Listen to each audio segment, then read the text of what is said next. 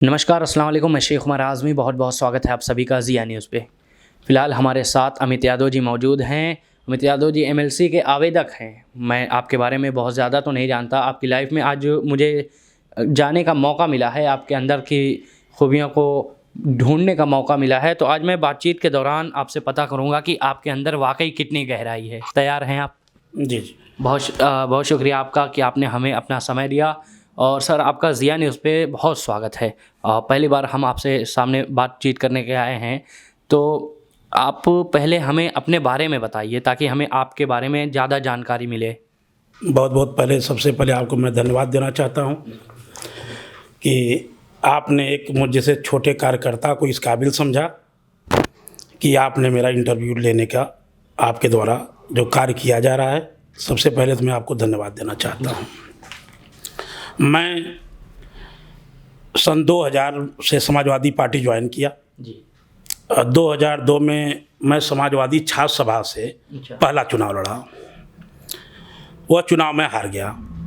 फिर मैं पुनः समाजवादी छात्र सभा से पूरे प्रदेश में इकलौता अध्यक्ष हुआ था डीएपीजी कॉलेज से, आजमगढ़ से। जी। उसके बाद 2005 में मैं अपने गांव का सदस्य क्षेत्र पंचायत भी रहा। उसके बाद 2010 से लगातार 21 तक जी। मैं युवजन सभा का प्रदेश सचिव रहा। अच्छा। और मैंने समाजवादी पार्टी से जी। 2007 में पहली बार निजामाबाद विधानसभा से आवेदन किया था। जी। उसके बाद मैं लोकसभा का भी आवेदन कर चुका हूँ सदर से। अच्छा। फिर हमने 12 में मुबारकपुर का भी विधानसभा का आवेदन किया। जी। हम 2 बार नगर पालिका का भी आवेदन कर चुके हैं, टिकट मांग चुके हैं समाजवादी पार्टी से। और इस बार हमें मौका मिला। जी। हमने एमएलसी स्थानीय निकाय जो है आजमगढ़ मऊ का, हमने उससे भी आवेदन किया। और हमें भरोसा है कि हमारे कार्यों को देखते हुए, हमारे त्याग को देखते हुए समाजवादी पार्टी के राष्ट्रीय अध्यक्ष जी हमें इस बार लड़ने का मौका ज़रूर देंगे। अच्छा सर, हमें ये बताएं एमएलसी क्या है, इसको आप किस तरीके से देखते हैं? क्योंकि हमारे जैसे लोग जो सिर्फ विधायकी को जानते हैं, एमएलसी को बहुत ज़्यादा नहीं समझते कि क्या है, आखिर इसकी ज़रूरत जनता को क्यों है, क्या वजह है एमएलसी को? देखिए, ये स्थानीय निकाय जो बना, जो हमारे जनप्रतिनिधि चुने जाते हैं, वह चाहे हमारे ग्राम का प्रधान हो, हमारा सदस्य क्षेत्र पंचायत हो, चाहे हमारे जिला पंचायत के सदस्य हों, चाहे हमारे नगर पालिकाओं के सभासद हों, उनकी आवाज़ को, उनकी क्या समस्या है, मूलभूत समस्या है, उनकी समस्या को सदन में रखने का काम एक माध्यम चाहिए, जिसके लिए यह स्थानीय निकाय बनाया गया, उनकी आवाज़ को उठाने के लिए। अच्छा, मुझे ये बताएं, जिस तरीके से अगर हम कहें अभी उत्तर प्रदेश में जिस तरीके से समाजवादी ने टिकट वितरण किए हैं, किसी और सीट को तो नहीं बता सकता, लेकिन आजमगढ़ की 10 विधानसभा सीटों में से जितने भी टिकट वितरण हुए हैं, लगभग 80% ऐसा हो रहा है कि जनता विरोध कर रही है। क्या इस बार राष्ट्रीय अध्यक्ष से गलती हो गई है, या राष्ट्रीय अध्यक्ष ने दिया ही ऐसे लोगों को है जो टिकट जनता को पसंद नहीं आ रहे? क्या वजह है कि अगर मान लीजिए हम किसी को टिकट दे रहे हैं, बड़ी जिम्मेदारी है, जनता को पसंद आना चाहिए, महीने भर बचे हैं, जनता इनकार कर रही है कि हम वोट नहीं देंगे अभी से। देखिए, समाजवादी पार्टी के राष्ट्रीय अध्यक्ष जी ने जो भी टिकट का वितरण किया है, होता है एक विधानसभा में 20 आवेदक होते हैं, मिलना एक ही आदमी को है। तो राष्ट्रीय अध्यक्ष जी भी सर्वे कराए, 2-2 बार सर्वे कराए अपनी टीम लगा के। उस सर्वे में जिसका नाम आया उसको राष्ट्रीय अध्यक्ष जी ने टिकट दिया।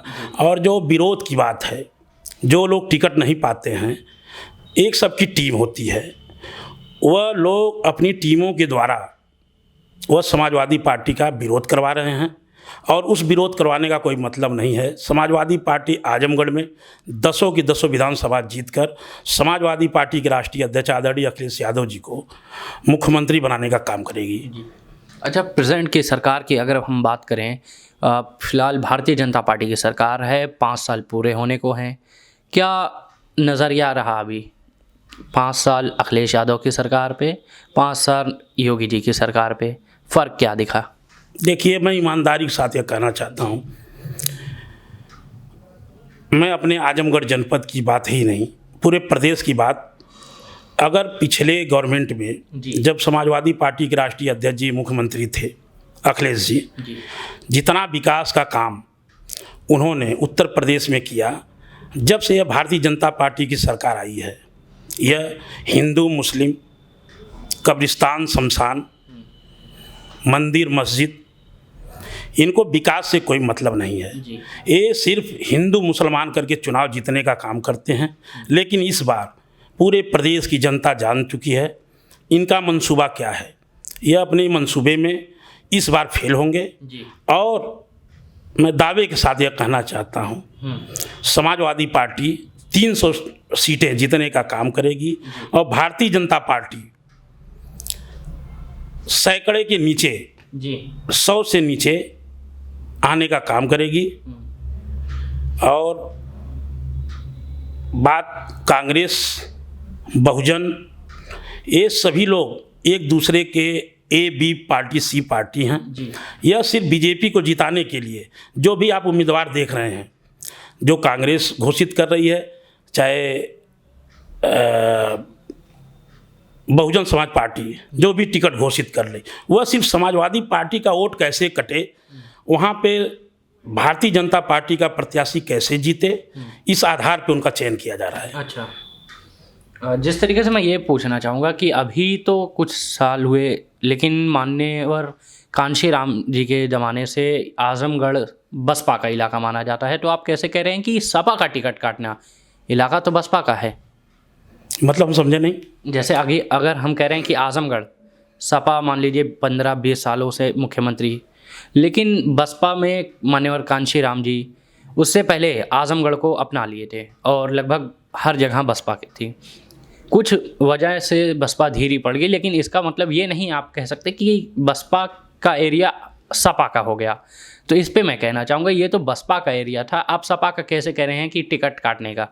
नहीं, देखिए, मान्यवर कांशीराम जी जब तक राजनीति में थे, मान्यवर कांशीराम जी और आदरणीय नेताजी माननीय मुलायम सिंह यादव जी ने मिलकर जो सपना देखा 1993 में और मिलकर चुनाव लड़े, उसके बाद गठबंधन की सरकार भी बनी।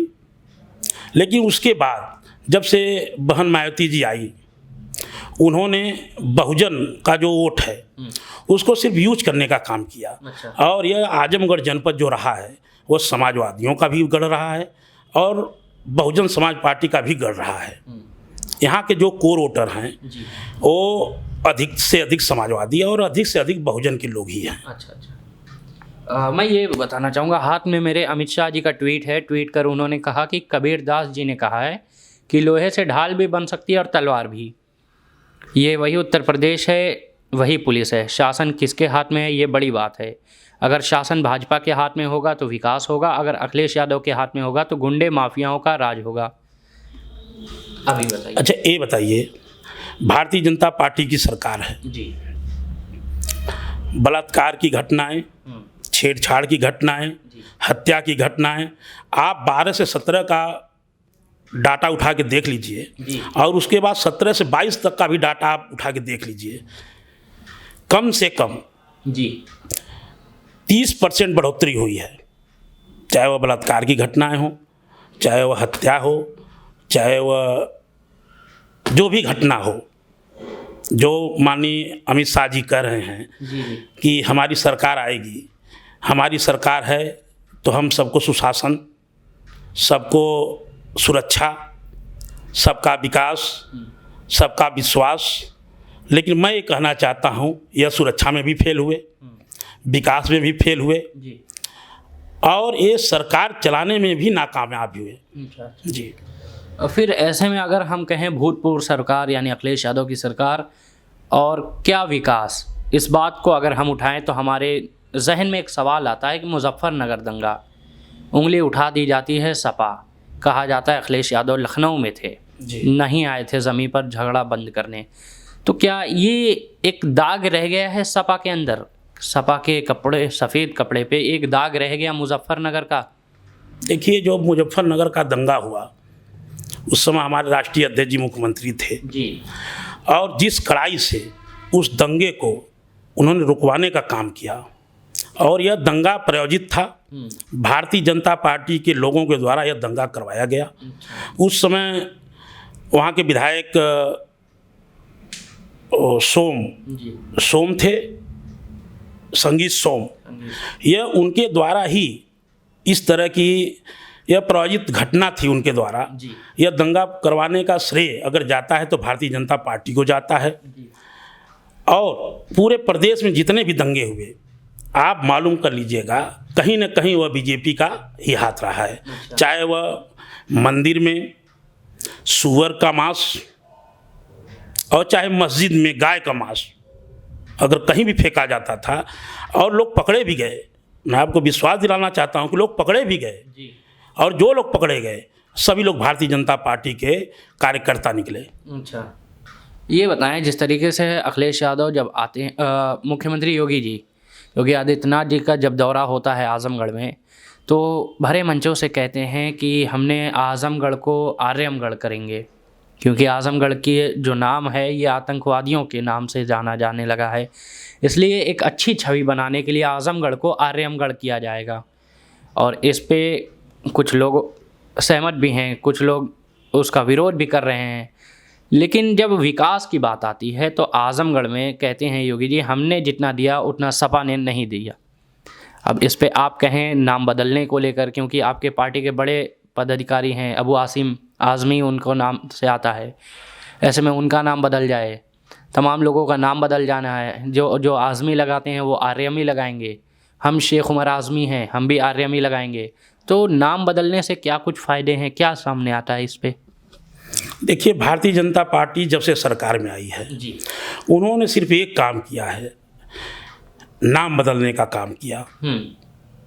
इलाहाबाद का नाम बदला, फैजाबाद का नाम बदला, और आजमगढ़ का नाम भी उन्होंने आए थे शिलान्यास के कार्यक्रम में, वो आए थे, यूनिवर्सिटी का शिलान्यास था, उस कार्यक्रम में वो भी आए थे और माननीय अमित शाह जी भी आए थे। उन्होंने कहा कि अगर हमारी पुनः सरकार बनती है तो आजमगढ़ का नाम हम आर्यमगढ़ करने का काम करेंगे। ये बताइए, आजमगढ़ हो चाहे आर्यमगढ़ हो, ये यहाँ विकास होना चाहिए। आप आए शिलान्यास करके चले जाइए, आप किसी दिन चले जाइएगा जो यशपालपुर में जहाँ यह यूनिवर्सिटी बनाने का काम हो रहा है, वहाँ सिर्फ एक कोई शिलापट्ट आपको दिखाई देगी, उसके अलावा आज तक वहाँ कोई काम शुरू नहीं हुआ।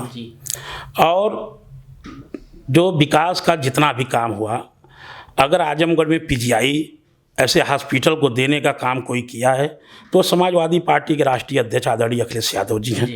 अतरौलिया में 100 शैय्या बेड का हॉस्पिटल हो, फूलपुर में हो, हमारे यहाँ पॉलिटेक्निक कॉलेज बना आजमगढ़ में, दुग्ध उत्पादन का वो केंद्र बना।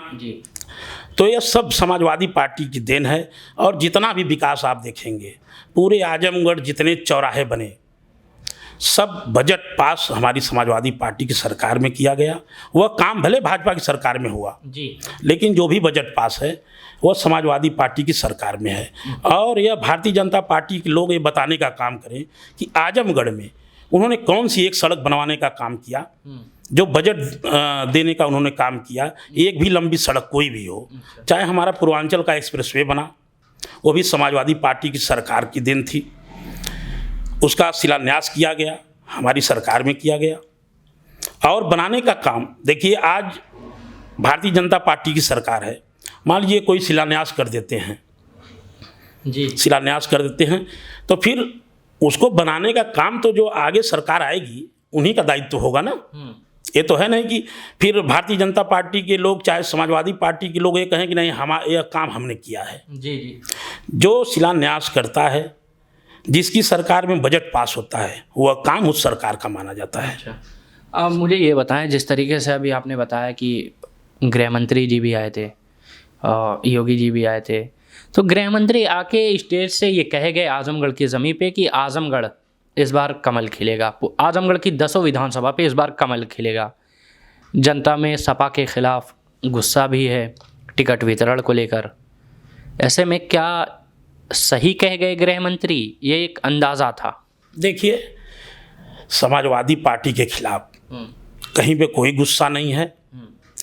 और सबसे बड़ा मुद्दा, भारतीय जनता पार्टी आज जो सत्ता में नहीं आ रही है, हमारा जो किसान, यह किसानों का देश है, यह किसानों का प्रदेश है, जहाँ पे एक आमदनी का जरिया किसानों का है, खेती करते हैं, किसानों का उचित उनके गेहूँ हो, चाहे चावल हो, धान हो, चाहे तिलहन हो, चाहे दाल हो, एक उसका उचित मूल्य वो एक साल धरने पे रहे। यही अमित शाह जी, आप आजमगढ़ में आके कहते हो कि नहीं हम 10 की 10 सीट जीतने का काम करेंगे और इस बार कमल खिलेगा आजमगढ़ में। मैं आपको विश्वास साथ दिलाना चाहता हूँ, एक सीट जो पिछली बार माननीय रमाकांत यादव जी की वजह से एक सीट जो ये जीते थे फूलपुर, वो भी सीट, और आप पता करिएगा, और वहाँ के जो वर्तमान विधायक है अरुण यादव, उन्होंने लड़ने से इनकार कर दिया। इनको प्रत्याशी नहीं मिल रहा है आजमगढ़ में। इनको आजमगढ़ में प्रत्याशी नहीं मिल रहा है।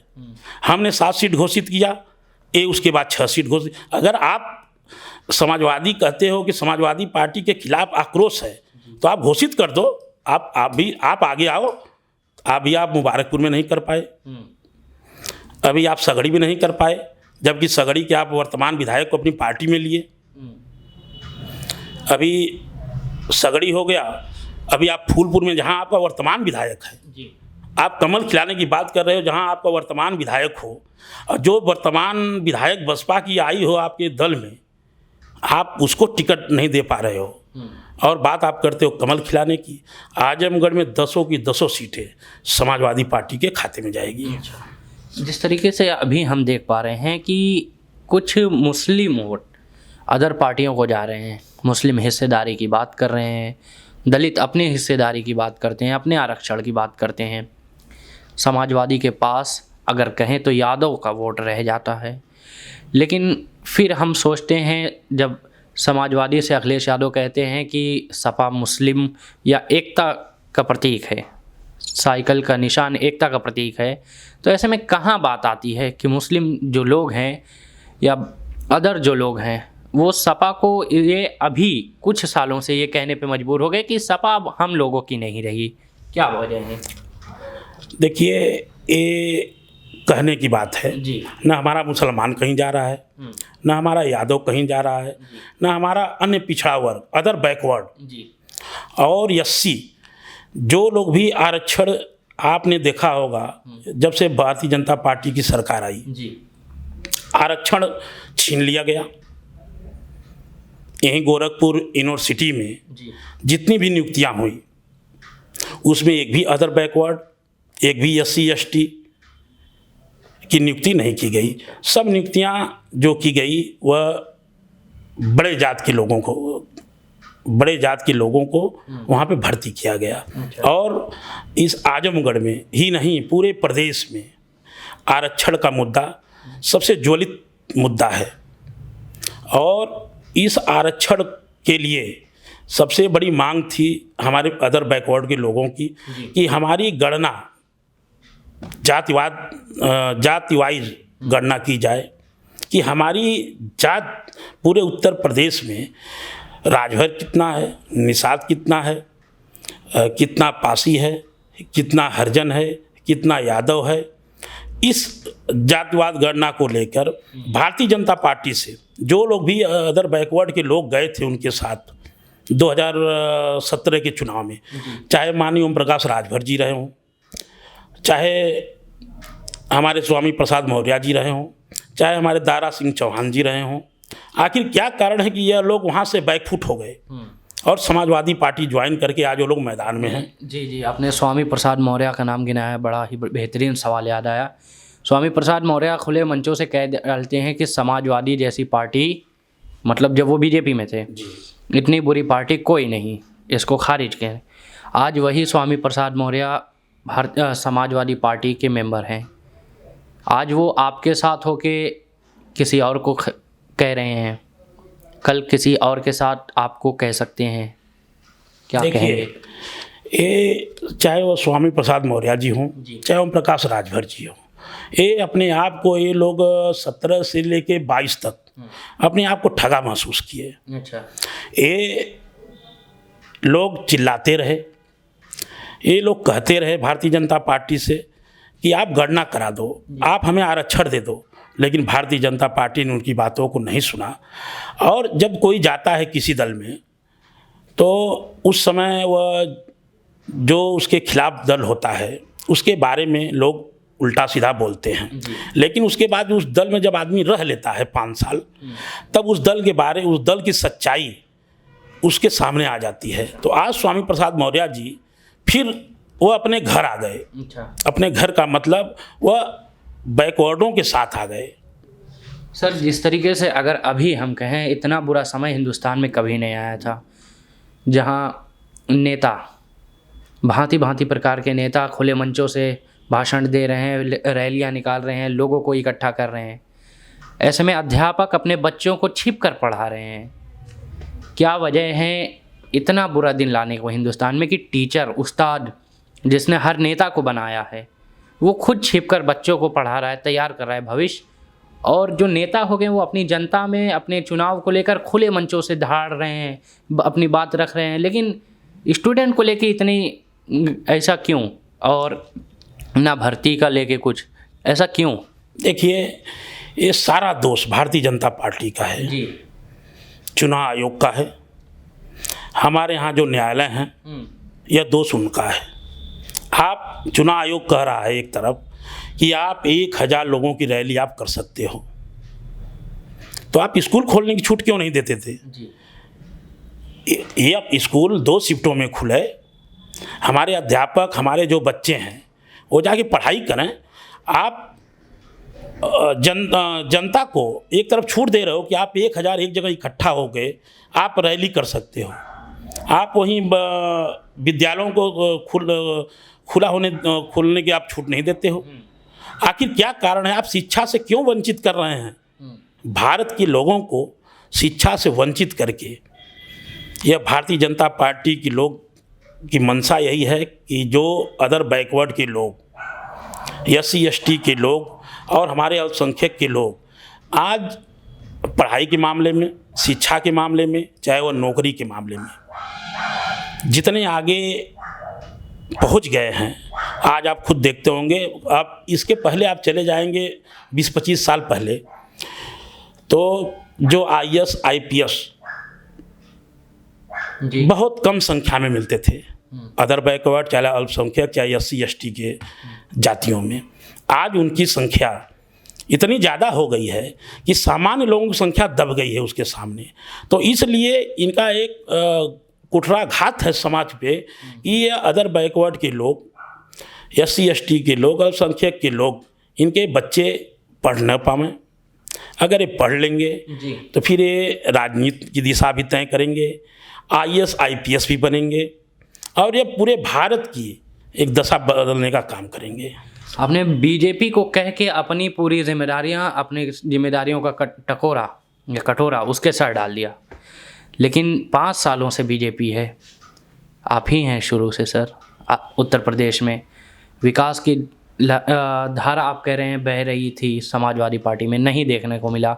आज भी अगर हम बात करें, जो 40% बच्चे हैं वही नौकरी पाते हैं, 60% फिर भी वो पकौड़ा बेचने में, मजदूरी में या उससे भी गैर गुजरी रोजगार पाने में निकाल देते हैं। 5 साल से बीजेपी की सरकार है, दोष ना देना उसको।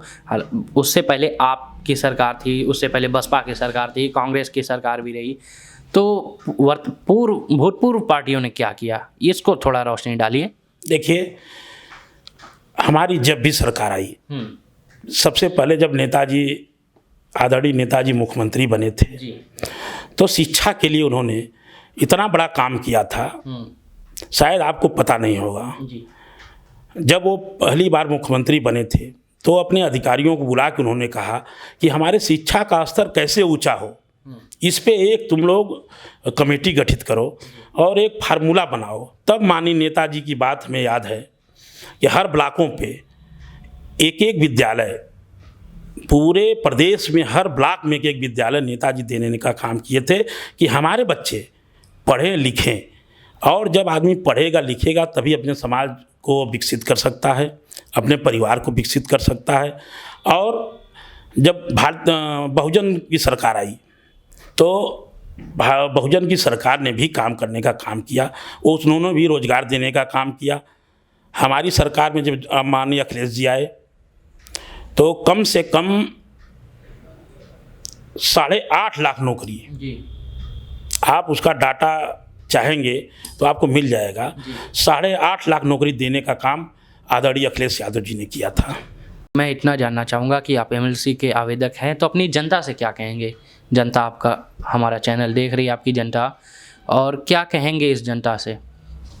देखिए, मैं आजमगढ़ और मऊ स्थानीय निकाय का जो चुनाव है, मैं चुनाव इसलिए लड़ना चाहता हूँ कि हमारा जो जनप्रतिनिधि होता है, चाहे वो प्रधान हो, चाहे हमारा सदस्य क्षेत्र पंचायत हो, चाहे हमारा जिला पंचायत के सदस्य हों, चाहे हमारे नगर पालिकाओं के मेंबर हों, आज उनकी आवाज़ जी उठाने के लिए सदन में, उनकी आवाज़ सरकारों तक पहुंचाने के लिए, उनके सुख दुख में साथ देने के लिए, उनके कंधे से कंधा मिलाकर चलने के लिए मैंने यह आवेदन किया है।